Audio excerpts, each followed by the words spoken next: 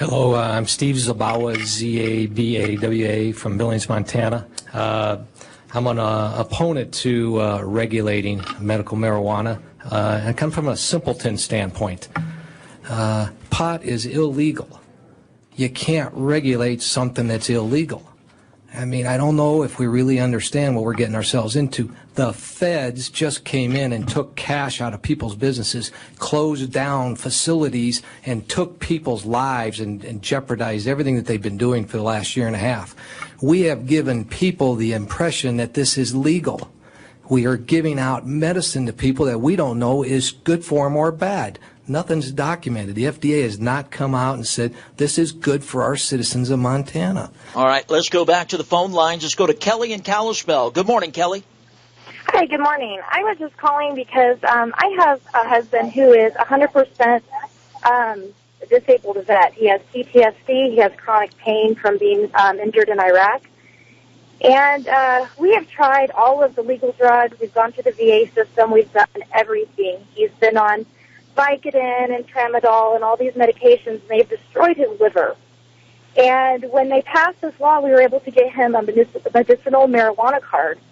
And it has done wonders for our family and for our life. I have my husband back for the first time in like 10 years.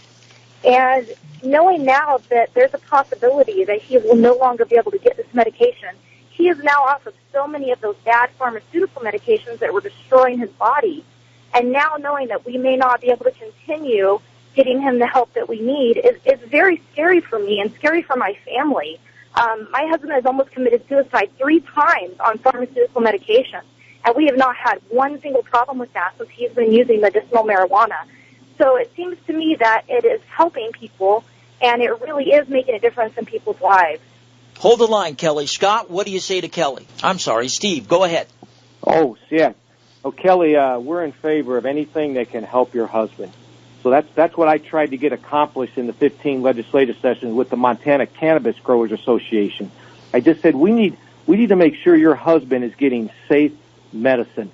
And if there's anything good in medicinal marijuana, we need to get that to the epilepsy people. We need to get that to anybody that's got MS. We need to get that to anybody that where it can help. And it's proven to help and it's safe. So we really have to think hard about what we're doing here as far as the regulation. I appreciate Senator Espin's difficult chore and Senators or Representative Smith and all the time and effort that's been put into this. But at the end of the day, all the committees, all the houses, all the senates, all the city councils come up with the same conclusion, as the majority of Montanans have put out in all the recent polls, and that is to repeal medical marijuana. So I think we have to keep this simple. Now, go talk to the moms with children in schools. What's their number one thing? That's the supermajority, and those ladies do not want this medical marijuana in the state of Montana. So I don't know if you guys want to be on the wrong side of a mom, but it isn't good. I've been there, and I never want to be there again. And now let's go back to one other thing too. Everybody keeps hanging their hat, including the governor, on that this is a voter initiative. I voted for this, and it did not come out the way I voted for it at all. It's not even close. Now, it's so far out, it's in right field, left field, whatever you want to call it. 87% of the repealers that have voted, which is the majority of Montanans, don't care if it's a voter initiative or a legislative initiative. They want it gone. This has been a huge catastrophe in Montana. It's been a big black eye. We need to get rid of it. We need to move on with life. And yes, there still will be marijuana on the streets in Montana. But we can't be representing that we as Montanans are pushers and providers of an illegal drug. It's not right. You know, it's illegal. We're going to get arrested.